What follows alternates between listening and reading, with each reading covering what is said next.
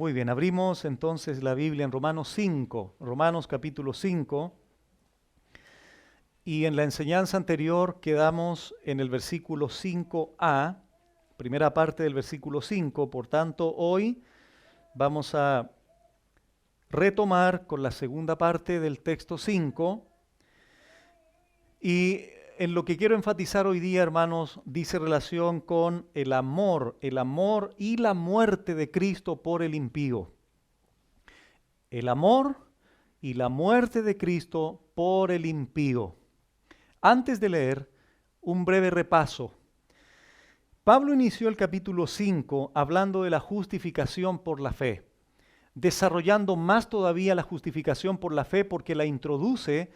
Habla de la justicia en Romanos 1, 16 y 17, la vuelve a señalar en Romanos 3, que esa justicia de Dios es gratuita, pero aquí en el capítulo 5 el apóstol Pablo comienza a manifestar, comienza a señalar los beneficios, los resultados de lo que produce la justificación de Dios.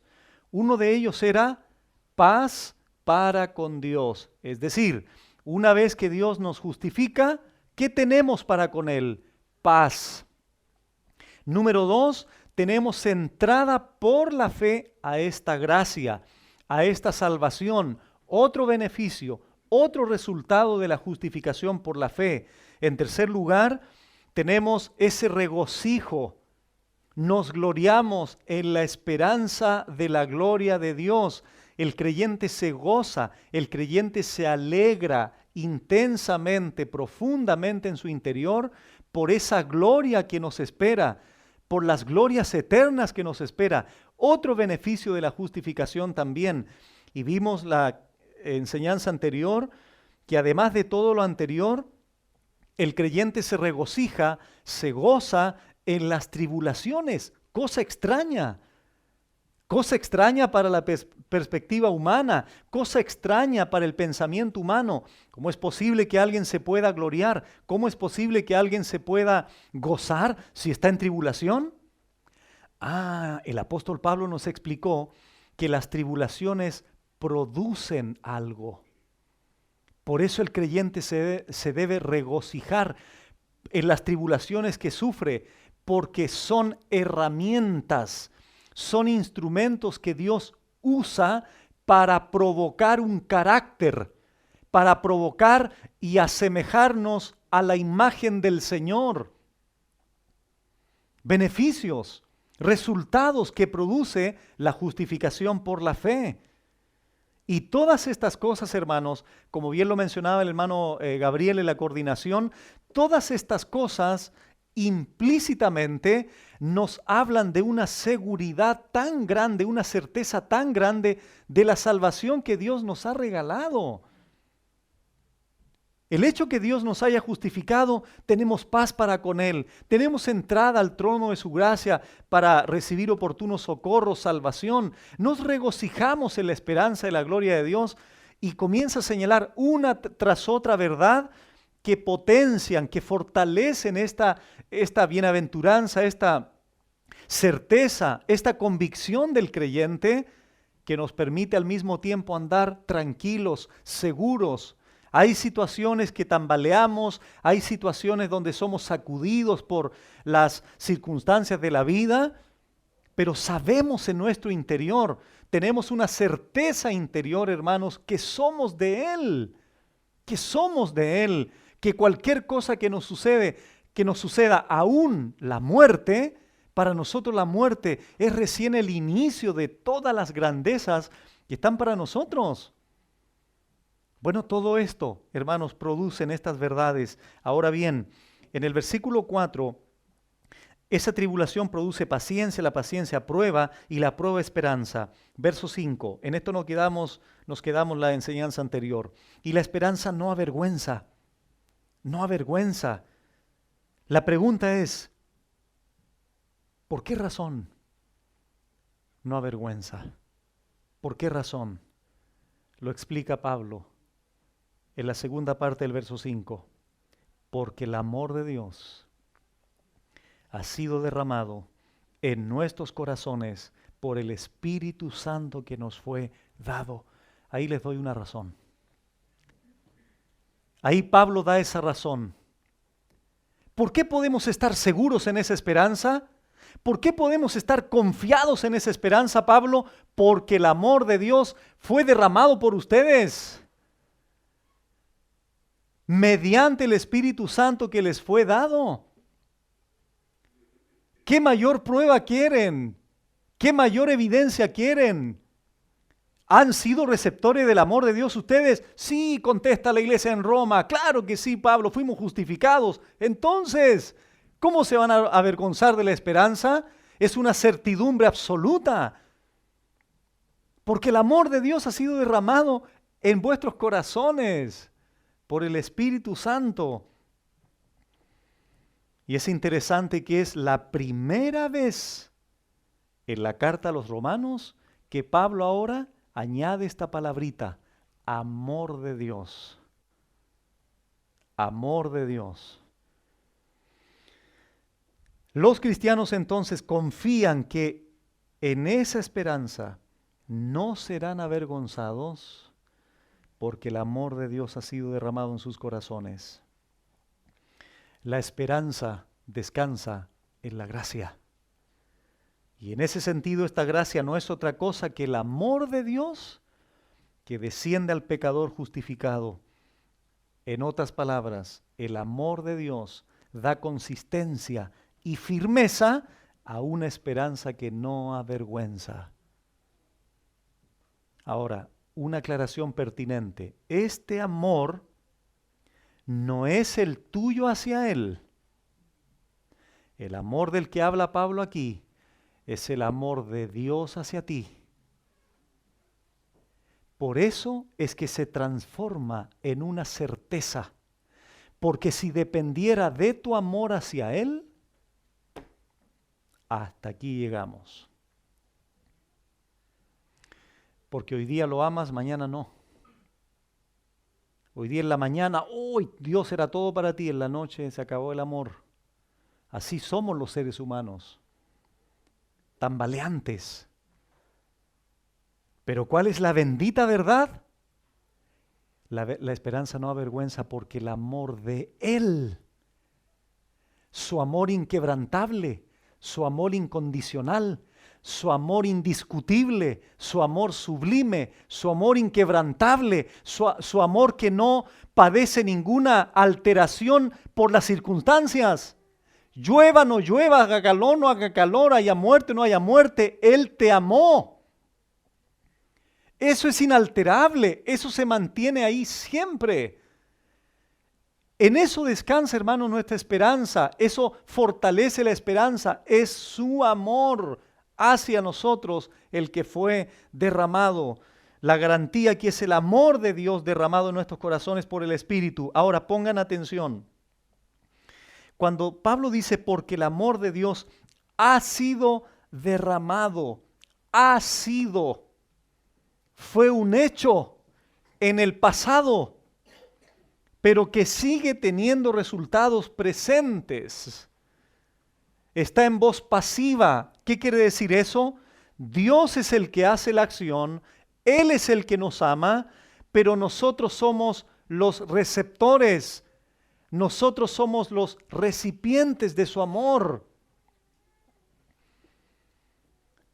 Y aquí la palabrita derramado significa ser expresado o ser vertido sin restricción alguna. Tiene la idea de echar agua en un vaso hasta desbordarlo. Que se desborda por arriba, ¿cómo se llama? El circulito de arriba del vaso, desborda. O una fuente si quieres, lo que quieras. Desbordando. Esa es la idea. Dios no es que te dio un poquito de amor. Él volcó su amor, derramó su amor hasta desbordar tu corazón. Así nos ha amado Dios. No es un sentimiento superficial, no es un mariposeo de quinceañero. Es algo profundo que está Está arraigado en su ser de Dios, volcando ese amor, esa gracia, ese brazo de gracia al pecador justificado. Esta es la garantía de que Dios nos salvará. Va a consumar esta salvación. Es una acción concreta en favor de los hijos de Dios. El amor de Dios ha sido derramado, desbordando el vaso de tu corazón. No sé si ustedes, me imagino que sí, cuando sus hijos eran pequeños o inclusive ya adultos, de repente el doctor te receta gotitas. Entonces te da un pequeño frasquito.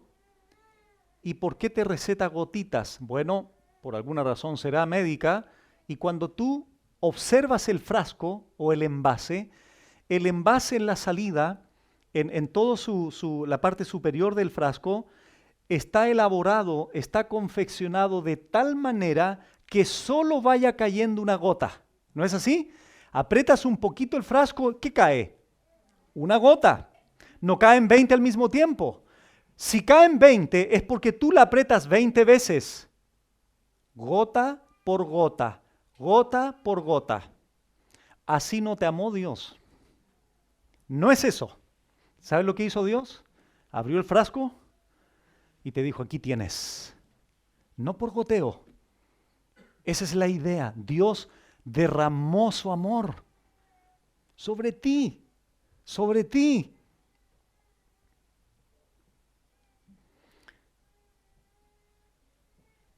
Por el Espíritu Santo o mediante el Espíritu Santo. Es el agente que produce esto. El Espíritu Santo como el sublime don de Dios. De hecho, es Dios el Espíritu Santo, sin lugar a dudas. Vamos a ver esta misma idea con otro enfoque en Efesios, por favor, capítulo 1. Cuando el creyente adora, ama, sirve, etcétera, etcétera, todo eso es producido por el Espíritu Santo, que tuvo su punto de inicio cuando Dios derramó su amor hacia nosotros por el Espíritu Santo.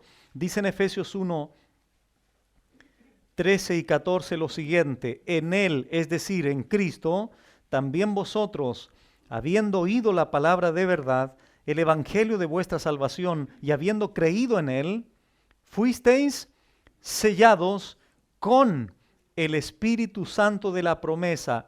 Atención con eso, el mismo Espíritu Santo es el sello.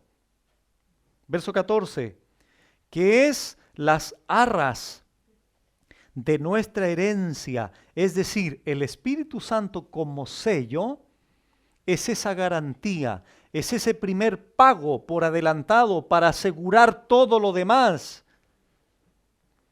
¿Hasta cuándo? Hasta la redención de la posesión adquirida para alabanza de su gloria. Aquí el Espíritu Santo es el sello que Dios ha dejado como primer pago, como garantía, asegurando que todo el resto de la salvación será consumada. Bueno, ¿qué dice Pablo en Romanos 5, versículo 5?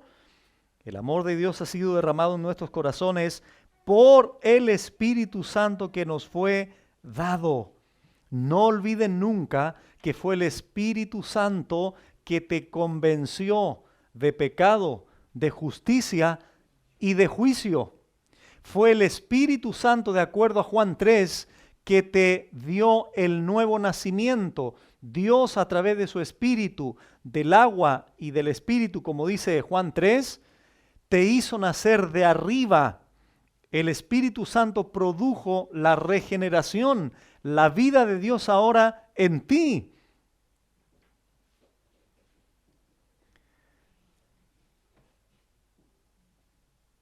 El Espíritu Santo entonces ha llevado a cabo esa obra, hermanos, de derramar sobre nosotros este sobreabundante amor de Dios hasta desbordar el vaso de nuestro corazón. Ahora, el gran problema es el siguiente: ¿cómo explicamos el amor de Dios? ¿Cómo lo explicamos? ¿Cómo lo podríamos definirlo? El amor de Dios que cuando tú te pones a pensar en todo lo que Dios ha hecho por nosotros, todas las expresiones de amor que Dios ha tenido con el mundo, inclusive incrédulo, en su gracia general, dando al impío lluvia, dando al impío el sol, dando al impío el aire que respira, nosotros como hijos de Dios, no solo criaturas de Él, Dios expresando su amor en ese sentido. ¿Cómo es el amor de Dios? ¿Cómo podemos definir el amor de Dios? Miren, esta pregunta la hizo Pablo también. Vamos allí a Efesios 3.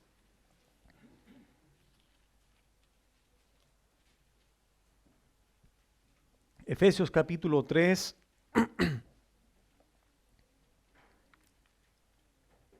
Versículo 17. Aquí es una oración que Pablo hace. Lo leo del 14 mejor, Efesios 3:14. Por esta causa doblo mis rodillas, dice Pablo, ante el Padre nuestro Señor Jesucristo, de quien toma nombre toda familia en los cielos y en la tierra, para que os dé, ahí está la petición de Pablo, que os dé, conforme a las riquezas de su gloria, el ser fortalecidos con poder en el hombre interior por su espíritu, para que habite Cristo por la fe en vuestros corazones. Atención ahora, a fin de que arraigados y cimentados en ¿qué?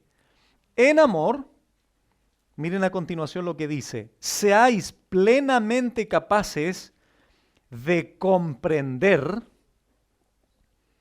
con todos los santos, con todos los creyentes, con todos los hermanos, poder comprender mutuamente todos cuál sea la anchura, la longitud, la profundidad y la altura, y de conocer el amor de Cristo, atención también ahora, que excede a todo conocimiento. ¿Se acuerdan ustedes de un coro, de un cántico? No sé si los niños generalmente lo cantaban ese. Refiriéndose al amor de Dios. Tan alto que no puedo ir arriba de él. Tan bajo que no puedo ir abajo de él. Tan amplio que no puedo salirme de él. Qué grande es el amor de Dios. Pablo utiliza estas palabritas, anchura, longitud, profundidad. El problema es que después Pablo dice, y de conocer el amor de Cristo que excede a todo conocimiento. Ese es el amor de Dios que ha sido derramado, que ha sido expresado desbordantemente en nuestros corazones por el Espíritu Santo que nos fue dado. Y noten ustedes que el Espíritu Santo nos fue dado. El Espíritu Santo es el mayor don de Dios, junto con Cristo. Bueno, hermanos, ¿queremos saber la naturaleza de ese amor? ¿Queremos saber o comprender un poco más cómo es ese amor? Pablo lo explica en Romanos 5:6. Regresemos allí. Me salió medio español eso. Romanos 5, versículo 6. Repito, hermanos, a continuación Pablo explica en el verso 6 la naturaleza de este amor. Porque alguno de ustedes podría preguntar, pastor, ok, estamos de acuerdo. Yo sé que el Señor derramó su amor. Yo sé que Dios ha derramado su amor sobre mi vida desbordantemente. Pero explíqueme más en detalle sobre ese amor. ¿Cómo operó ese amor? El verso 6 lo explica. Porque Cristo, cuando aún éramos débiles, a su tiempo murió por los impíos.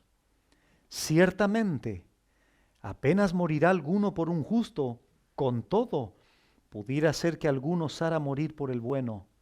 Mas Dios muestra su amor para con nosotros, en que siendo aún pecadores, Cristo murió por nosotros. Ahí está la explicación del amor de Dios. Tiene 4 letras. Cruz. La cruz. El sacrificio en la cruz. El sacrificio sustitutivo en la cruz. El sustituto perfecto en lugar del impío. Como lo vamos a ir explicando. Bueno, si preguntáramos, Pablo, ¿cómo conocemos entonces el amor de Dios? La respuesta es esa, por su muerte, por su cruz, por su sacrificio redentor. Ese es el tema principal que desarrolla Pablo en estos versículos. Y hasta el versículo 10 prácticamente, aquellos que no tienen poder, Cristo murió. Al impío, Él justificó. Al pecador, Él salvó.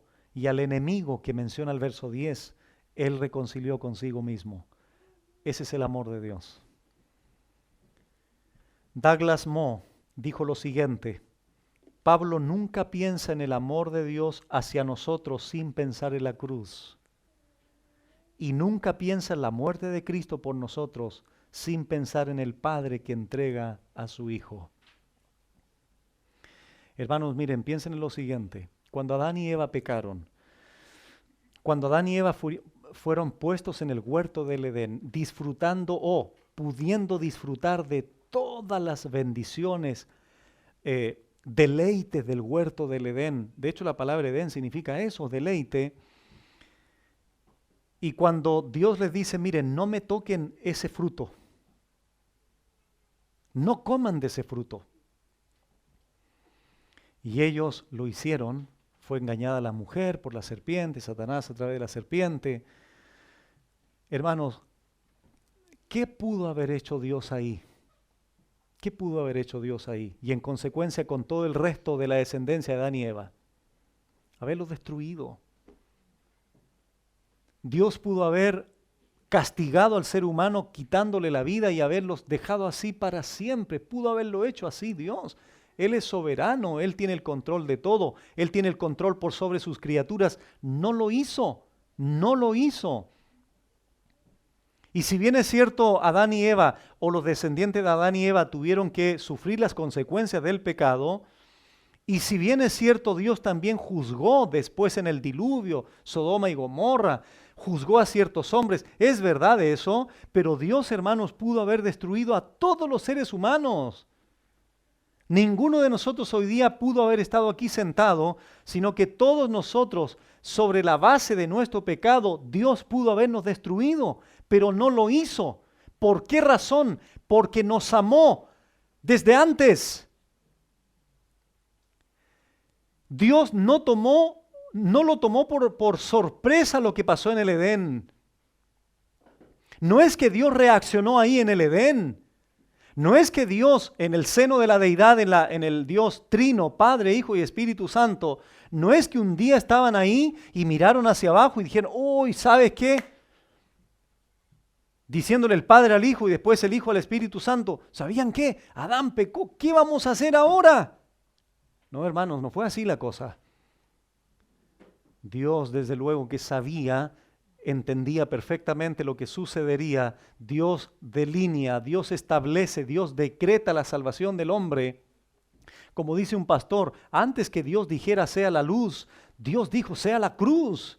Porque la cruz es algo que está determinado antes del principio del universo. Entonces, no lo tomó por sorpresa Dios el pecado de Adán. E insisto en esta idea, Dios pudo haberlo destruido a ellos y a toda su descendencia y haberlos condenado eternamente en un infierno, pero no lo hizo. ¿Por qué razón? Porque Dios muestra su amor para con nosotros, en que siendo aún pecadores, Cristo murió por nosotros. Estos versículos entonces nos señalan la cruz y la obra de Dios en amor por los pecadores. Miren, hermanos, pongan por favor su mirada allí. ¿Cómo les llama Pablo a los seres humanos aquí? Verso 6 en primer lugar. Porque Cristo, cuando éramos débiles, número 1. Número 2, al final del 6, impíos. Ok, verso 8.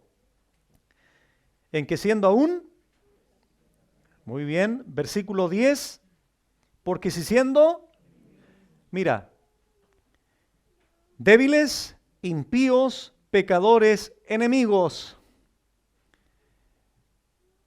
Son 4 palabritas que describen, que caracterizan a ese hombre, a ese ser humano.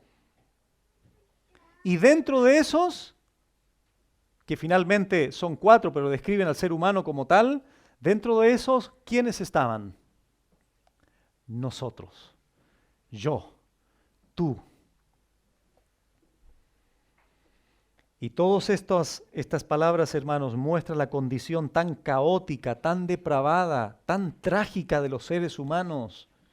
Recuerden que Dios a través de Pablo ya había hablado de esta condición del hombre. Romanos 1 del 18 en adelante, Romanos 3 del 10 al 18. No hay quien busque a Dios, todos se desviaron, etcétera, etcétera. Ya había hablado de esto, pero ahora utiliza estos calificativos aquí para seguir describiendo esa profundidad del pecado del hombre. Y hermanos, es muy importante reconocer en primer lugar estas palabritas porque esto nos habla de la condición del hombre cuando Dios lo amó. Ese es el punto. Dios no te amó siendo bueno. Dios no te amó siendo simpático con Él. Dios no te amó porque fuiste tierno con Él. Él te amó en el momento más caótico de tu vida de pecado. Eso trae mayor profundidad al hecho de comprender el amor de Dios hacia nosotros.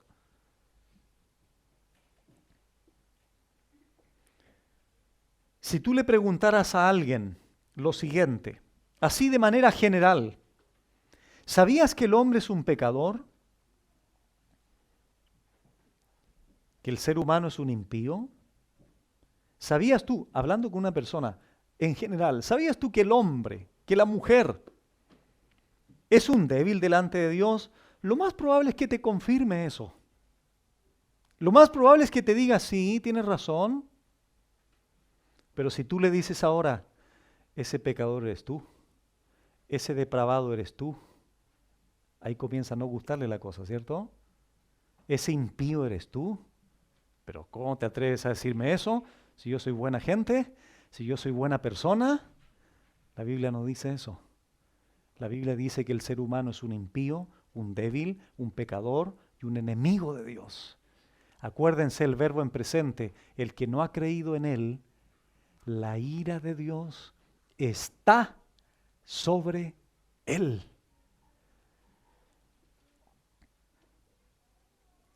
Vamos al verso 6 entonces.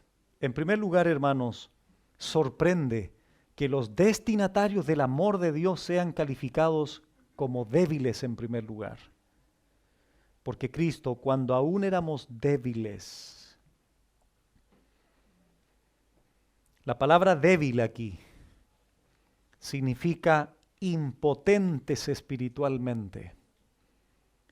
No es discapacidad, sino incapacidad. Se refiere a nuestra condición de pecado sin Cristo. Estábamos sin fuerza alguna, ausencia total de fuerzas para alcanzar la salvación. Es decir, estábamos en una ruina espiritual absoluta. A eso se refiere Pablo cuando habla de que éramos débiles.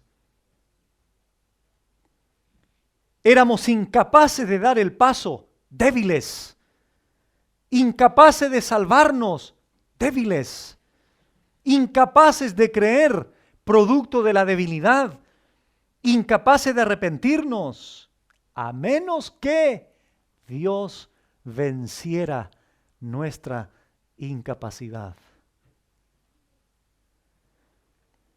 Como dijo Charles Spurgeon, si la salvación dependiera de su decisión o de mi predicación, no tiene caso predicar.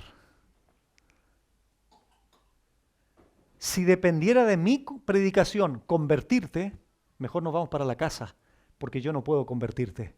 Sería pérdida de tiempo predicar aquí, predicar, nadie se convertiría. Pero como la obra es de Dios, Dios es el que hace la obra interiormente. Vamos, adelantémonos a Romanos 8. Esto es muy importante, hermanos, tenerlo muy claro, hermanos, por favor. Acuérdense del nombre de la serie. Romanos, la explicación del Evangelio. Todas estas cosas, todas estas verdades son útiles en el momento en que nosotros presentamos el Evangelio. ¿Qué dice Romanos 8:7? Lo siguiente. Por cuanto los designios de la carne son enemistad contra Dios. Aquí está hablando de alguien no regenerado, de alguien que no es salvo todavía. Son enemistad contra Dios, porque no se sujetan a la ley de Dios. ¿Y qué dice ahora? Ni tampoco pueden. Verso 8. Y los que viven según la carne, ¿qué dice ahora? No pueden agradar a Dios. No pueden. Es una imposibilidad. ¿Por qué razón? Porque Cristo murió por ellos cuando aún éramos débiles, incapaces, sin fuerza alguna. Es importante explicar esto a la persona cuando evangelizas, porque la gente cree que puede colaborar con Dios, aportar con algo a su salvación. Y cuando tú le señalas esto y la gente se da cuenta que en realidad no puedo hacer nada, eso es lo que trato de explicarte. No puedes. Tienes ausencia de fuerzas absolutas para agradar a Dios, para colaborar con la salvación. Por eso Cristo murió por ti estando en esa condición, sin fuerzas, debilidad absoluta, para poder fortalecerse y poder creer entonces. De lo contrario no hubieses podido. Por eso es que toda la gloria es de Él en la salvación. Aún éramos débiles. Hermano, Dios no esperó que te arreglaras para salvarte. ¿Cuándo te hubieses arreglado?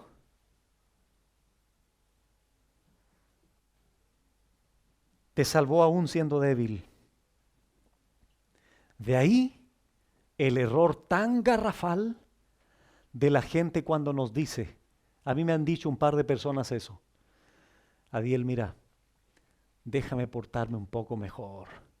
¿Cómo voy a ir al templo así como soy ahora? O el que fuma te dice, déjame primero dejar el cigarro, después voy a la iglesia. Ese es el error que se comete al no entender estas verdades. ¿Qué tenemos que decirle a ese pecador?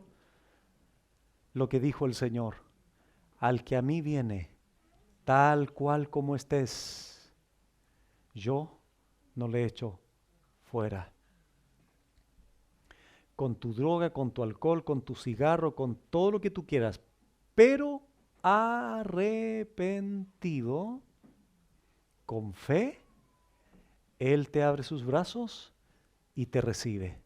De lo contrario, es pura religiosidad.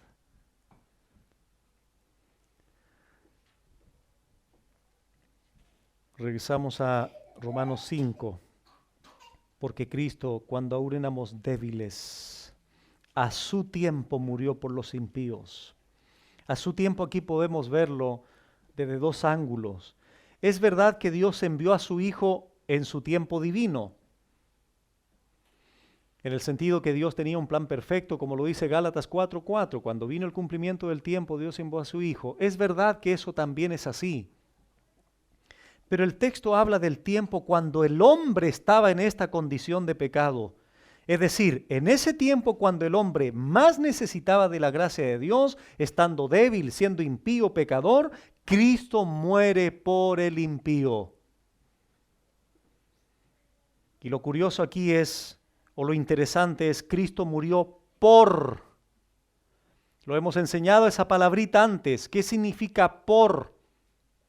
En lugar de. Es igual a la doctrina de la sustitución. ¿Y a quién sustituye el Señor? ¿A los buenos? No. Murió por los impíos. ¿Qué significa impío? Ya hemos definido débil. Ahora impío. Una persona irreverente. Una persona con ausencia del temor de Dios. No solo éramos débiles, sin fuerza alguna, incapacitados absolutamente para salvarnos, sino que además impíos, personas sin temor de Dios, personas irreverentes, culpables, pecadores, que voluntariamente se habían alejado de Dios quebrantando su ley. ¿Recuerdan ustedes a quién le llamó Pablo un impío? Recordemos Romanos 4:4. Pero al que obra no se le cuenta el salario como gracia, sino como deuda, más al que no obra, sino cree en aquel que justifica al impío, su fe le es contada por justicia. ¿Y de quién está hablando aquí Pablo en Romanos 4? De Abraham, el idólatra, el que servía con su familia a dioses extraños, de acuerdo a Josué 24. A ese salvó Dios. ¿Qué mérito tenía Abraham? Tenía demérito, no mérito. ¿Cuál era el demérito? Idolatría, paganismo. Cristo muere por los impíos. Cristo no murió por los justos, sino por los injustos y los pecadores. Hermanos, esto nos ayuda a ir comprendiendo la profundidad del amor de Dios. Es la prueba más maravillosa de su amor. Vamos ahora a 1 de Pedro, capítulo 3. 1 de Pedro 3:18. No voy a decir mucho de esto porque tenemos un maestro que está enseñando la primera carta de Pedro, así que él se los va a enseñar después. ¿Qué dice 1 de Pedro 3:18? Lo siguiente. Porque también Cristo padeció una sola vez por los pecados. Esto es lo que nos compete ahora directamente. El justo, ¿por quién es? Por los injustos. Para llevarnos a Dios, siendo la verdad muerto en la carne, pero vivificado en espíritu. Amados hermanos, el amor no se expresa en palabras, sino en hechos. Dios no habló de amor, Dios amó. Dice el apóstol Juan, no amemos de palabra solamente, sino ¿de qué? De hecho. ¿Quién podría dudar del amor de Cristo? A ver. En algún momento de tu vida, por más perdido que andes por ahí, ¿quién de nosotros podría dudar de su amor para conmigo, para contigo, simplemente mirando la cruz? Eso te golpea fuertemente. Y podrías decirte a ti mismo, soy un necio. ¿Cómo se me ocurre, por favor, dudar del amor de mi Señor hacia mi vida si Él fue crucificado en mi lugar? ¿Cómo podría atreverme a dudar de su amor inquebrantable, incondicional por mí? Es verdad que muchas veces yo no me siento amado, pero ese es un problema mío, ese es un problema emocional mío. Pero eso no altera la verdad inquebrantable de que Dios me amó y volcó su amor desbordante en mi corazón por el Espíritu Santo que nos fue dado. Por eso es que Él clarifica esto y dice, porque Cristo, para que a todos les quede claro de qué amor está hablando Pablo aquí, les pone el ejemplo mayor, ideal, absoluto, perfecto.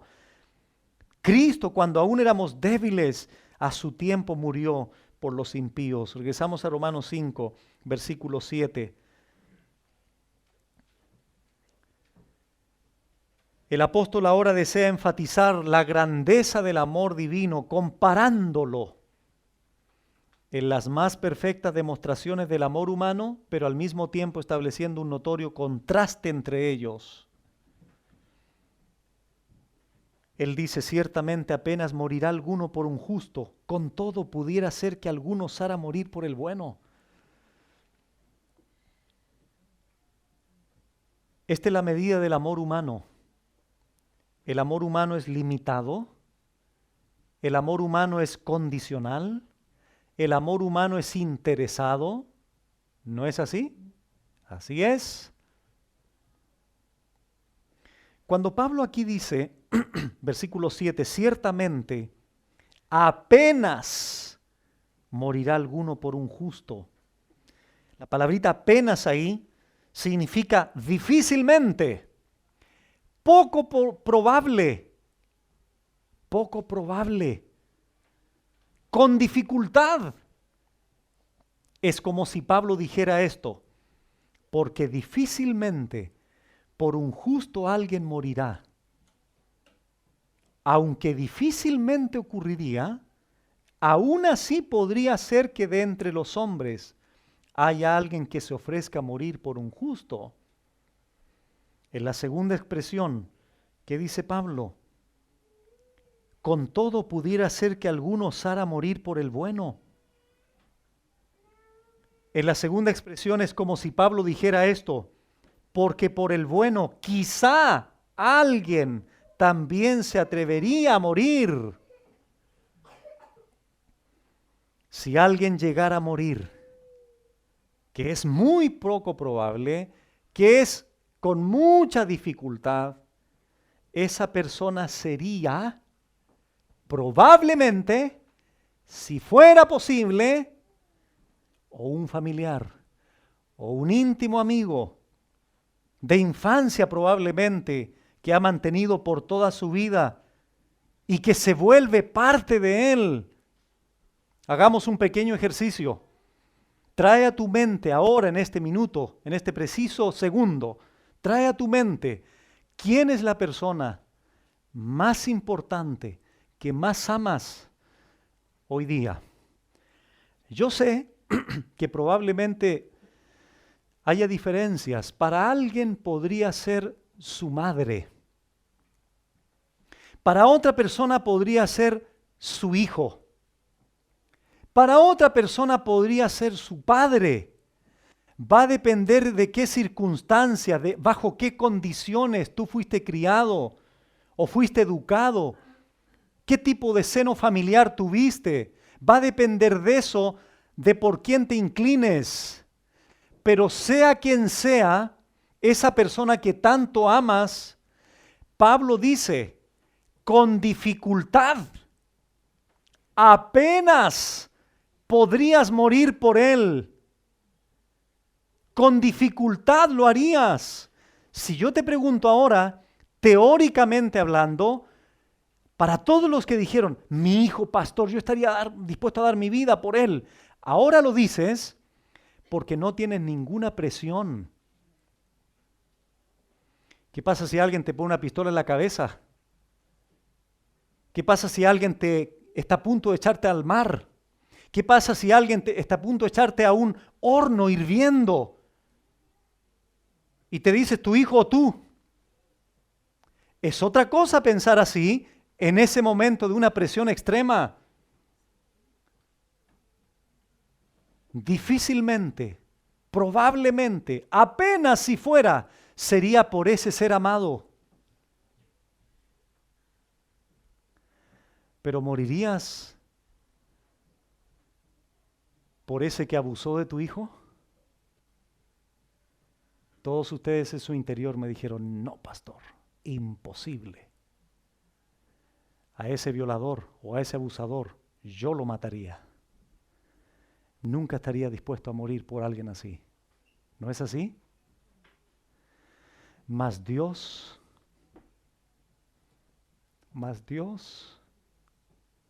muestra su amor para conmigo, habiendo sido su enemigo, habiéndolo odiado, habiéndolo maltratado, habiéndolo menospreciado, Él murió por mí. Esa es la grandeza de su amor. Eso es lo sublime de su amor. Eso es lo maravilloso de su amor. Eso es lo incomprensible de su amor, Él murió por sus enemigos, que finalmente Él mismo, para su propia gloria, convertiría, los haría hijos, les daría la posibilidad de creer, de arrepentirse, etcétera, etcétera, etcétera. Pero tú jamás morirías por tu enemigo. Nunca. Yo tampoco, desde luego. Ese es el amor de Dios. Ese es el contraste tan grande. Si hay algún ser humano que apenas podría morir por alguien, sería por alguien que le hizo un favor. Sería por alguien importante para él, por su mamá, por su papá, por su hijo, pero jamás por un enemigo. Jamás por alguien que me ha molestado toda la vida. A ese no, al contrario. Lo metería a la cárcel. Le pagaría mal por el mal que me hizo.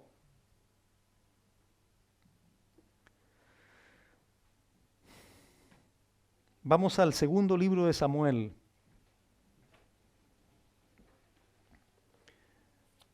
Segundo libro de Samuel, capítulo 23.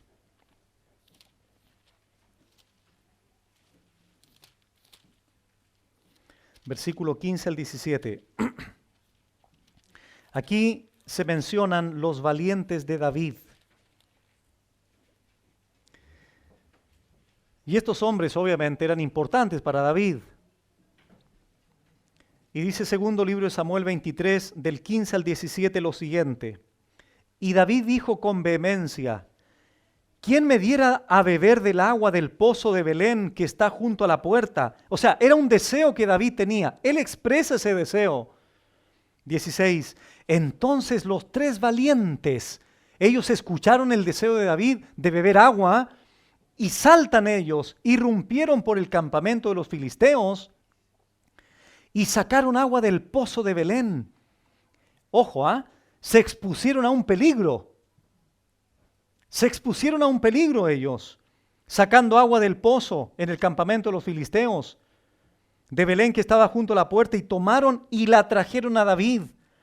Mas David no la quiso beber, sino que la derramó para Jehová, diciendo, lejos sea de mí, oh Jehová, que yo haga esto. ¿He de beber yo la sangre de los varones que fueron con peligro de su vida? Y no quiso beberla. Los tres valientes hicieron esto.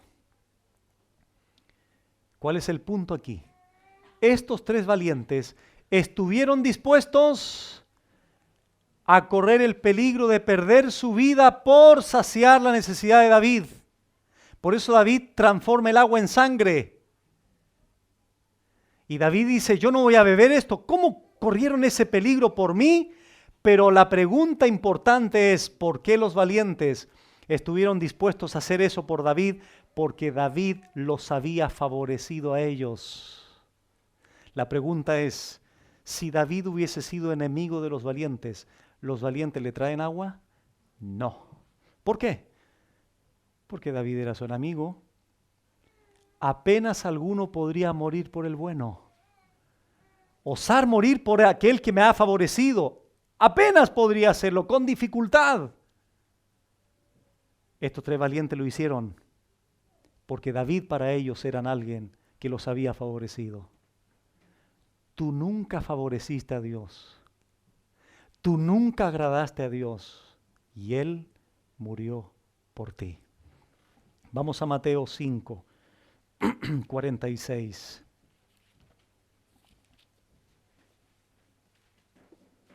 Mateo 5, 46.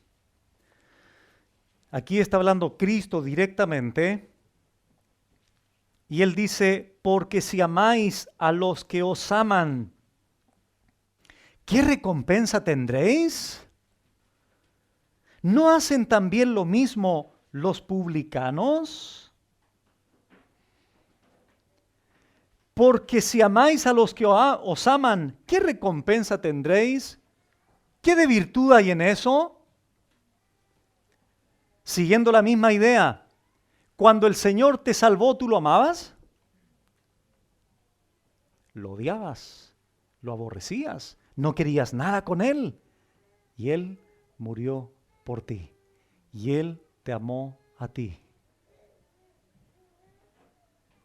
Charles Hodge dijo lo siguiente: si Dios nos amara porque nosotros le amamos a Él, entonces Él nos amaría siempre y cuando nosotros le amáremos. Y con la base en esa condición, y en ese caso nuestra salvación dependería de la constancia de nuestros corazones traicioneros.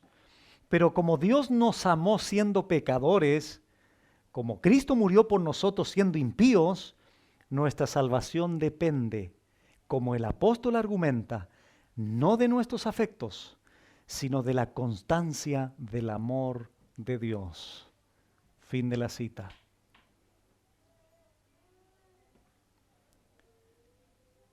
Este amor que se presenta acá, humano, no es el parámetro para medir el amor de Dios, porque es limitado, condicional e interesado.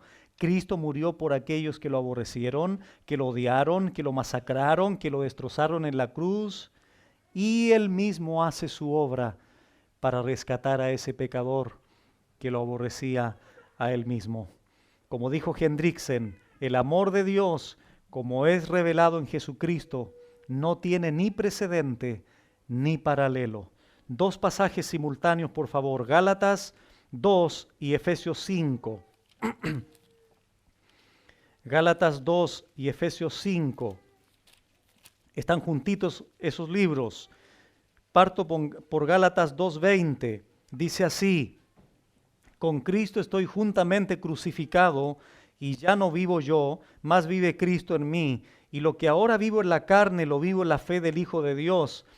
Aquí, esto es lo que nos compete. El cual me amó, dice Pablo, y se entregó. Atención con esa expresión doble. Mucha atención con eso, por favor. Repito, Pablo dice, el cual me amó y se entregó.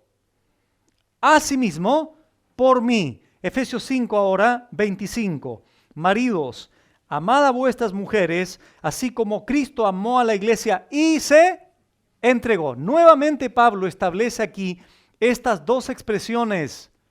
Amó y entregó. Amó y se dio. La única forma de explicar de una manera más amplia, más profunda, más clara el amor es entregándose, es dándose. Por eso Pablo aquí asocia, relaciona íntima y estrechamente el amor con la entrega, el amor con el darse. Paradidomi en el griego, el sentido es sacrificarse, renunciar, soportar la pérdida de alguien o de algo. Cristo nos amó, ¿por qué? Porque se entregó en la cruz. Pastor, ¿usted me ama? Hermano, ¿usted me ama?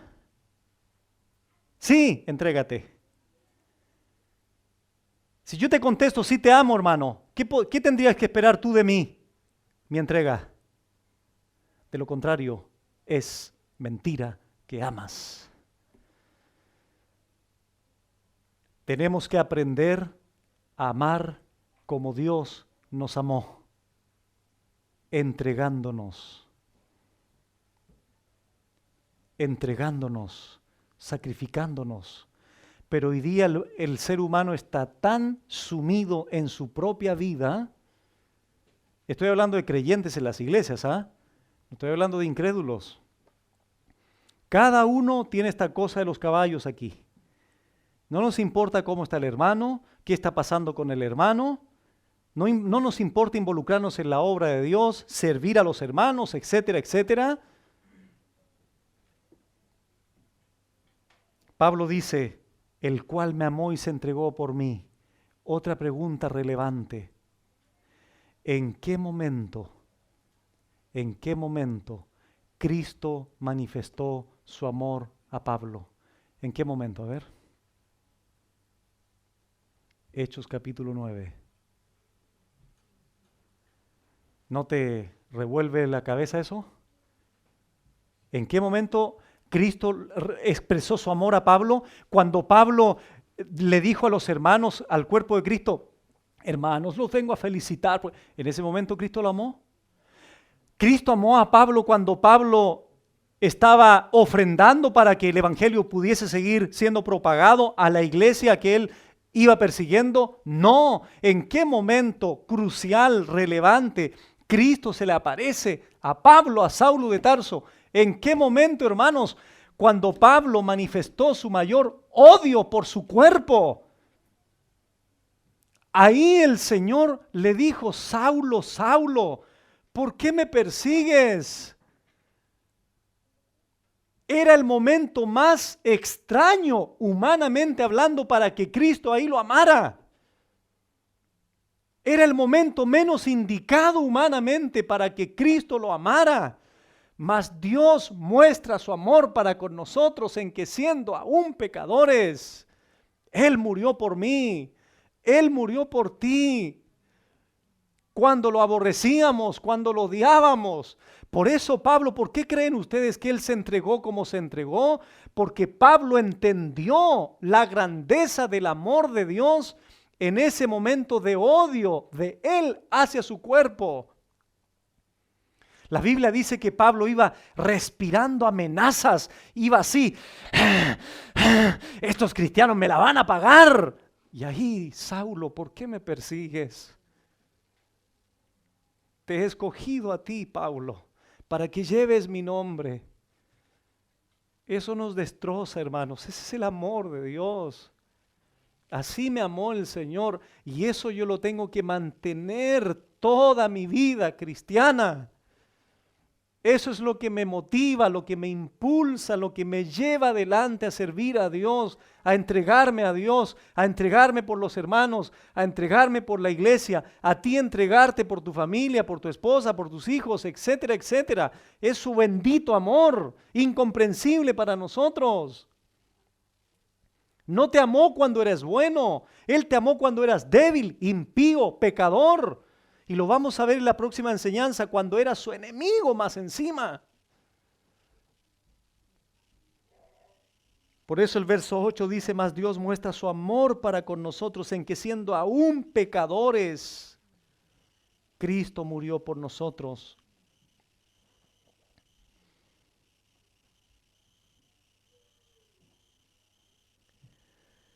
Mientras el acto de morir en la cruz es un evento del pasado, el hecho de que haya ocurrido permanece, hermanos, como una prueba presente, latente en nuestra vida.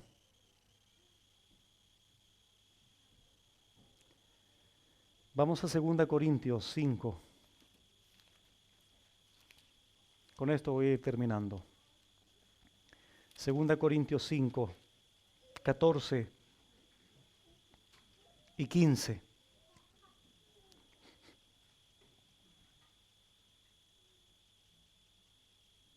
Segunda Corintios 5, 14 y 15 dice así, porque el amor de Cristo nos constriñe. La palabra constreñir ahí, sinejo en el griego, significa atrapar, significa que me urge, me motiva, es urgir o motivar a una persona a algo. En otras palabras, este amor de Cristo debiera ser el motor dentro tuyo que te impulsa, que te motiva, que te hace avanzar, que te hace entregarte. A eso se refiere Pablo cuando dice, porque el amor de Cristo nos constriñe, pensando esto, que si uno murió por todos, esos todos son los débiles, impíos, pecadores, enemigos, luego todos murieron. Atención ahora el 15, y por todos murió. Ahora, hermanos, atención, para que los que viven ya no vivan para sí. Lo voy a repetir, ya no vivan para sí, sino para ¿quién? Para aquel que murió y resucitó por ellos. ¿Cuántos de ustedes podrían decir con seguridad, con certeza, sí, pastor, El amor de Dios me constriñe. Por eso ya no vivo para mí, vivo para Él. ¿Cuántos de ustedes podrían decir eso? Con seguridad, con certeza, sin que nadie levante la mano y te diga, sí, hermano, pero ¿te constriñe realmente el amor de Dios, el hecho de haber entendido lo que Él hizo por ti? ¿En qué momento Él te amó incondicionalmente, inquebrantablemente, desbordantemente, como lo señalamos anteriormente? ¿Cuántos de nosotros podríamos decir eso? ¿Te constriñe el amor de Dios? ¿Te motiva el amor de Dios cuando piensas en lo que Él hizo por ti, amándote, siendo enemigo, impío, pecador? ¿Eso te mueve a amar más al Señor? Como dice 1 Juan 4, Dios es amor, ¿no es verdad? En esto consiste el amor de Dios, no en que nosotros lo hayamos amado a Él, sino en que Él nos amó a nosotros. Y si tú hoy día dices amarlo, es precisamente en razón al amor de Dios que Él derramó en tu corazón por el Espíritu Santo que te fue dado. Ese es el amor que el hermano Gabriel leía en la coordinación.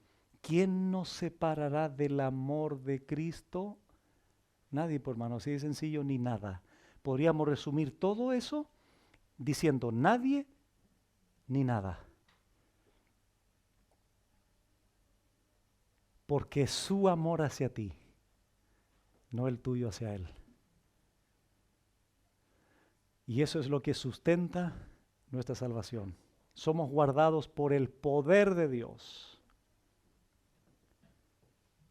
Esa es la grande, grande diferencia, hermanos, entre su amor y el nuestro.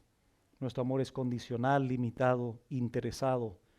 Nuestro amor reacciona frente a circunstancias. Es alterable nuestro amor, pero el amor de Dios no.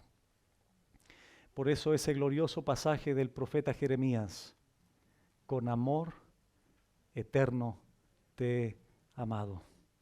Por eso ese glorioso pasaje del salmista, su misericordia es desde la eternidad hasta la eternidad. Cubre toda la cronología del hombre, cubre todas las flaquezas del hombre, cumple todas las debilidades, los pecados del hombre, cubre toda la vida del hombre y aún va más allá. Tuvo un punto de partida en la eternidad y va a cubrir toda la eternidad. Ese es el amor de Dios. Ese es el amor de Dios que Pablo quiere que conozcamos con mayor profundidad. El amor que excede todo conocimiento, su anchura, su longitud, su profundidad, su altura.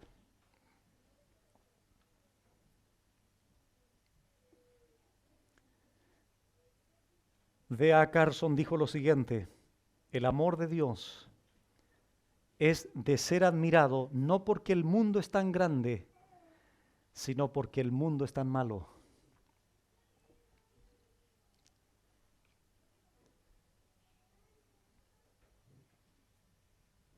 El amor de Dios ha sido derramado en nuestros corazones por el Espíritu Santo que nos fue dado, porque Cristo, cuando aún éramos débiles, a su tiempo murió por los impíos. Ciertamente apenas morirá alguno por un justo, con todo pudiera ser que alguno osara morir por el bueno. Pero Dios, en contraste de lo anterior, muestra su amor para con nosotros, en que siendo aún pecadores, Cristo murió por nosotros. Y el versículo 9 lo vamos a dejar para la siguiente enseñanza. Solamente voy a leer, pues mucho más. Eso tiene una profundidad, hermano, pues mucho más.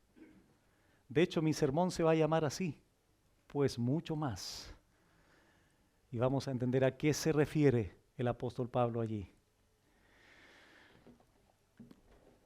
En esta tarde nos acompañan, o si nos ven por este canal de YouTube, en cualquier parte del mundo, nos ven, nos escuchan aquí, personas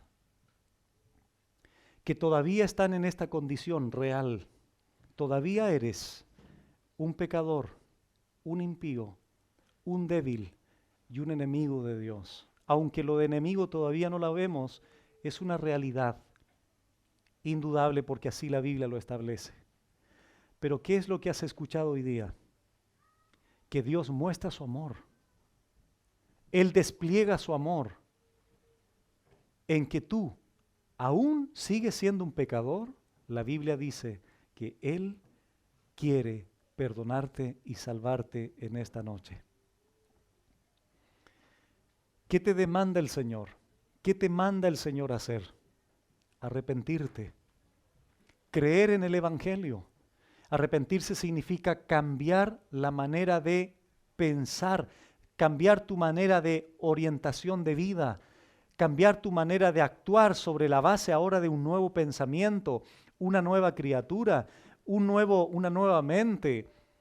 Creer en el Señor, en su sacrificio, en lo que Él hizo en la cruz. Y el Señor te promete perdonarte ahora mismo, salvarte ahora mismo. No importa la edad que tengas, probablemente tengas 12 años ya con uso de razón, eres responsable delante del Señor. Y Él ahora te extiende este llamado, pero al mismo tiempo este mandamiento. Él manda a todos los hombres en todo lugar que se arrepientan de sus pecados, que crean en el Evangelio, porque vendrá un día, dice el Señor, donde Él vendrá a juzgar al mundo. Él vino como un cordero que enmudeció la primera vez. Ahora vendrá, dice Apocalipsis, con una espada que sale de su boca, con una espada aguda de 2 filos. Un juicio terrible al mundo. Aquellos pecadores que rechazaron la gracia de Dios. Pero ahora Él te abre las puertas, te abre sus brazos, te extiende su mano de gracia para salvarte. Eres un pecador, eres un impío, igual que todos los que estamos aquí. La única diferencia que por la gracia de Dios, Dios a nosotros nos ha perdonado. Nos ha perdonado. Nos mostró su amor siendo débiles, impíos, pecadores, y eso es lo que el Señor quiere hacer contigo también en esta noche. Cree en Él y arrepiéntete de tus pecados. Vamos a orar. Eterno Dios, tu palabra ha sido predicada. Tu palabra, Señor, ha sido expuesta en esta noche para fortaleza, para bendición de nosotros, tus hijos, pero también, Señor, para salvación al pecador que en esta noche crea en ti y que se arrepienta de su condición delante de ti de pecado.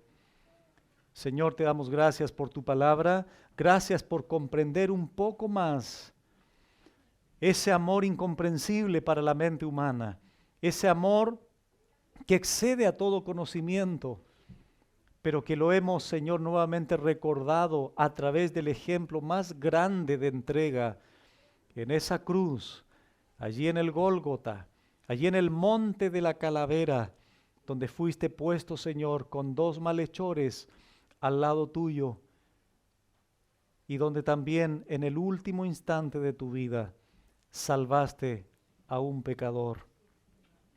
Y hoy día, Señor, quieres seguir salvando. Hoy quieres seguir haciendo una obra de gracia en el corazón del pecador. Por eso te pedimos, Señor, que abra los corazones en esta noche para que puedan creer en ti, arrepentirse y que puedan nacer de nuevo, Señor, entendiendo que esa obra es solamente tuya, ya que la salvación pertenece a Jehová. Te rogamos, Señor, que aquí en este lugar o en cualquier lugar que nos escuchen alrededor del mundo, el pecador pueda rendirse a tus pies para recibir tu perdón, recibir tu justicia gratuita, tener la vida eterna y ser perdonado de todos sus pecados. Obra, Señor, por tu gracia a través de tu palabra. Te lo pedimos en el nombre de Jesús. Amén.